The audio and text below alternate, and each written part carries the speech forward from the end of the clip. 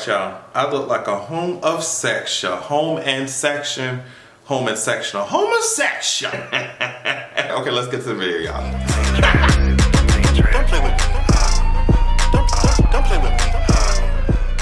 What is up, y'all? What's going on? Y'all already know what I'm gonna say. Make sure you go to patreon.com/AdrianExpression. We got weekly podcasts going on over there. I just put an episode up there yesterday, so make sure that you check that out. Also, you can check out my second YouTube channel. The links for everything are in my description. Let's talk. Okay, so real quick before we get into everything, I just want to say congratulations to Keke Palmer. She showed us her child, her baby that she had. Oh my gosh, it's so crazy. We getting old, y'all. We getting old.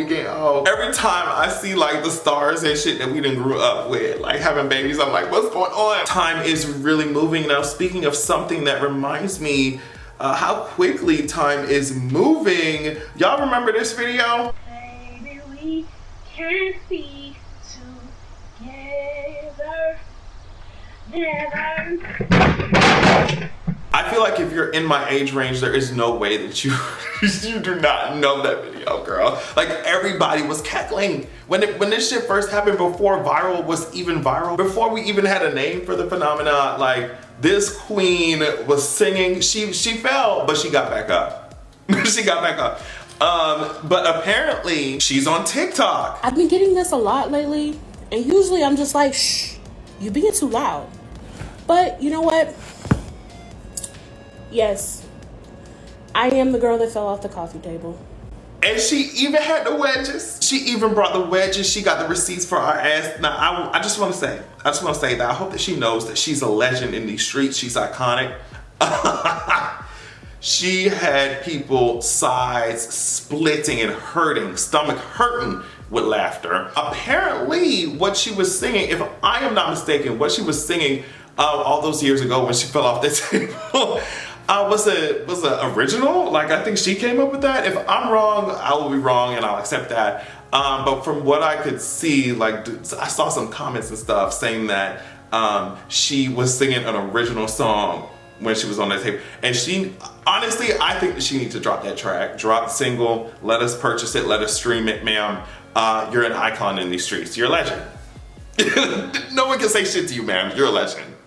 I'm sorry. So y'all remember that heated debate that they were having with Jonathan Majors and how he was on the cover of Ebony and he was wearing pink and this, oh my God, it's not masculine. Oh my God, they had this whole entire discourse about masculinity. This was Jonathan Majors' answer to all of his critics. People didn't like that you were wearing pink and Ebony, and they felt like it wasn't masculine enough. I know that you have said that you look at a lot of your roles, like be it Atticus Finch and Lovecraft Country, as an antidote to like a limited way of thinking about masculinity.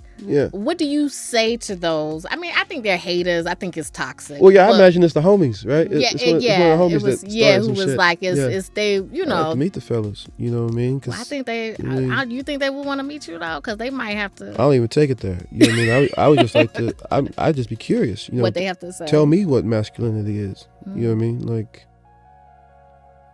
it is fluid. Yeah. You know, you tell me what it is. You know, I mean, I wouldn't want to walk up on me in the street. You know what I mean? Like just 110%. You know what I mean? Like, but it's bigger than that. It's love. You know, it's like maybe there's fear in that. Maybe it makes you fearful. It's tough because the conversations you would have man to man. You know what I mean? This conversation you would have. You know. Yeah. But what do you think masculinity? Like, what is your definition of masculinity? It's balanced, isn't it? There's strength, right? And there's vulnerability. There's awareness, and then there's acknowledgement of ignorance. A big part of it is kindness, right? Use of power. Yeah. Gentleness. So yeah, I mean, obviously that interview took place on NPR and he was speaking to Aisha Rasco is her name, the interviewer's name. I love how he was just like, yeah, y'all cannot beat my ass though. He was like, I would not want to run up on me on the street. And that's just the tea. Y'all can't beat my ass. Masculinity is a balance. He said, of course, there's power in there, but there can be gentleness in their kindness. And I love how he was just like, honestly, if you're more worried about my masculinity as a nigga, as a straight nigga, right? Because y'all, this is what y'all do. This is a conversation that y'all have, right? So if you're more worried about what's going on with my masculinity versus yours, that's a problem. Like I said in one of my previous videos talking about Jonathan Majors, a lot of conversations that are going on right now are talking about how men are trash, and rightfully so. Men are trash. They fucked up. The way that they socialize does not help nobody in society. Like, we're having all those conversations, and if we want masculinity to be less destructive, or, you know what I mean, like the mainstream idea of masculinity to be less destructive and less toxic, we have to be okay with it looking a different way. We have to be okay with it taking on different forms, because a lot of the toxic ways that it shows up in our society is fucking all of us over, even the men. Okay, if Jonathan want to wear pink, then he gonna wear fucking pink, and that's it. He was just like, y'all are not gonna run up on me though. And y'all are not though. Like, that's the thing. Y'all are not gonna run up on him. But my thing is, as it always is, like, it should not take the threat of violence. It should not take the fact that y'all can't run up on something, because y'all are not gonna run up on Jonathan. Y'all not. So it should not take that level of like, bitch, stay the fuck back or you will get beat down, for people to accept different forms of gender expression, whatever that looks like. Whatever that looks like. All of that shit is a performance. It is. And it's okay if you're a good performer. It's okay if you want to perform in that lane, on that stage. That's fine. But when the toxicity starts coming out, when y'all start trying to silence or diminish or ostracize other people because they're not performing masculinity in the same exact way that y'all are doing, it's just, that's when it's like, all right, we have to remind y'all that all this shit is fake and all this shit is a performance. And so Jonathan was just like, I bet y'all are not gonna beat my ass though. And the funny thing is that y'all are not. Y'all are not. Honestly, I really like that the interviewer who was talking to Jonathan brought up the fact that a lot of people were pissed because he was on the cover of Ebony wearing the color pink. And I'm just like, every time I think about like things like that and how, you know, color is divided by gender and you can only like these colors, like that's just, like when you think about what color is, the fact that color is just light, the way that light reflects off of a certain material. And honestly, you think about the beauty of colors, whether it's black or blue or green or pink or red, or their colors. Like, why would people not find them beautiful, whichever one is their favorite? Men shouldn't have to lie to you or lie to themselves or lie to society. If they feel like pink is beautiful, if they think purple is beautiful, then they think it's fucking beautiful. Like, why?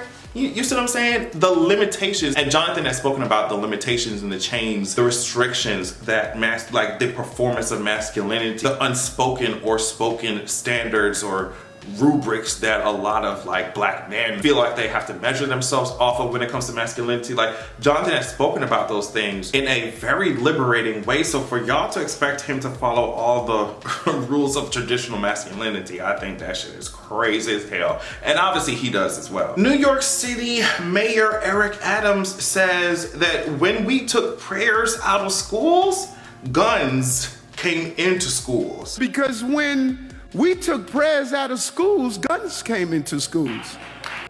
It is very interesting to look back at the development of my awareness when it comes to politics, because like I said before, when I was in 8th grade, oh my gosh, black president, black politicians, they would have got me excited. They got me excited. But now I'm realizing that most of the black politicians, they gotta be coons to play the game. Like, they just have to be. Which is why, no shade, I don't know what's going on, but I saw that Lori Lightfoot was out of there. And I'm like, yeah, as she should be. Get her ass out of there. Like I said, I don't know what's going on. I don't know who's gonna replace her. I don't know if it's gonna be worse than her. But she was so annoying. And Eric Adams just say a bunch of stupid shit and do a bunch of stupid shit in New York. Like, can you imagine looking in the faces of the American people and saying that when prayers, what did he say? When we took prayers out of schools, guns came into schools. As if some of these gun-obsessed weirdos don't think that they bring in God and prayer and all that shit into schools when they bring the guns and bullets into schools as well. Like, I want people to get real. You don't think that these, like, especially these white boys coming in there with these fucking guns and mash shit, you don't think that some of them are thinking that they're bringing in God's, you know, salvation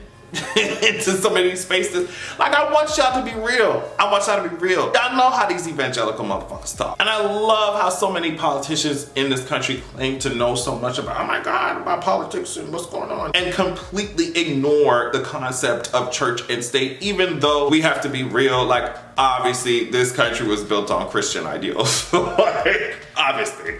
So they can say church and state all they want, but I mean, at least we can, you know, fall back on the fact that it's written in these documents that at least we have to pretend like there's a separation of church and state, even though the word God is printed on every fucking piece of goddamn paper money in this goddamn country. But for me, when y'all can't even pretend like there's a separation of church and state, that's how I'm like, all right. What are y'all talking about? Like, what are you talking about? And I will always bring up the fact that there are so many countries that are similar to the United States that do not have this kind of problem when we're talking about gun violence, right? So we can definitely point to situations and societies if we actually put the effort into common sense, gun control, gun reform, whatever, right? But these motherfuckers talking about Sky Daddy in the schools, talk about imaginary friends in the schools. When we took the tooth fairy out of schools, that's when guns started coming in. It's just like, I want y'all to get a grip, please. So apparently Joe Biden was speaking at this like White House reception, and I guess they were celebrating Black history in this reception. And these are some of the things that he was saying. History matters, this is what he said. And Black history matters. I can't just choose to learn what we want to know. We learn what we should know. We have to learn everything, the good, the bad, the truth, and who we are as a nation. I may be a white boy, but I'm not stupid. I know where the power is. You think I'm joking? I learned a long time ago about the Divine Nine. And when he said this, the audience, I guess, in the White House reception started clapping. Yeah! When he said, I may be a white boy, but I'm not stupid, the entire crowd erupted with applause. Then he went on and said, it's important to say from the White House for the entire country to hear, history matters and Black history matters. And I'm just like, the fact that y'all over here screaming and hooting and hollering when he was talking about, oh, I may be a white boy, but I'm not stupid, is one of the main reasons why I can't be involved in politics. Like, I'm sure so many people go there and just like, okay, well, we gotta clap because it's the fucking president, and da-da-da-da, he's making a speech about Black people, da-da-da-da, White House, whatever, we're supposed to be grateful. I'm just like, I will never, because I'm like, I will never be involved in politics. Because I can't imagine knowing that Trump is over here visiting what happened in Ohio, the entire disaster in Ohio, and Biden's over here going to Ukraine, giving more fucking coin to their asses. We already know how wild it is to exist in this country as a Black person, right? We talking about life chances, we talking about the way society is set up, we talking about gentrification, we talking about gerrymandering, we talking about all that shit, right? We already know how difficult it is to exist in this society as a minority, as a Black person. We supposed to be clapping and cheering when this motherfucker talking about some bullshit in, you know, Black History Month. Like, if y'all actually cared about niggas, this society, this country would not look the way that it looks when it comes to how niggas have to survive in this bitch. Like, period. So I'm not gonna be clapping for your dumb ass making no speech during fucking Black History Month when niggas are still suffering, y'all don't give a fuck. And y'all will never truly give a fuck because the way that this society is set up, the only way that it works is by fucking people over so that other people can have more shit. That's the way that it works. So I don't imagine myself ever like standing in front of Jim Crow Joe, smiling and laughing about his fun jokes about Black History Month and shit. Like, I could never. I could never. Get me off this rock. Anyway, thank you so much for watching. I really enjoyed making this video. I hope you enjoyed watching it. Please stay safe and make sure that you have a good goddamn evening. You could blow me, I ain't the only, you so lonely.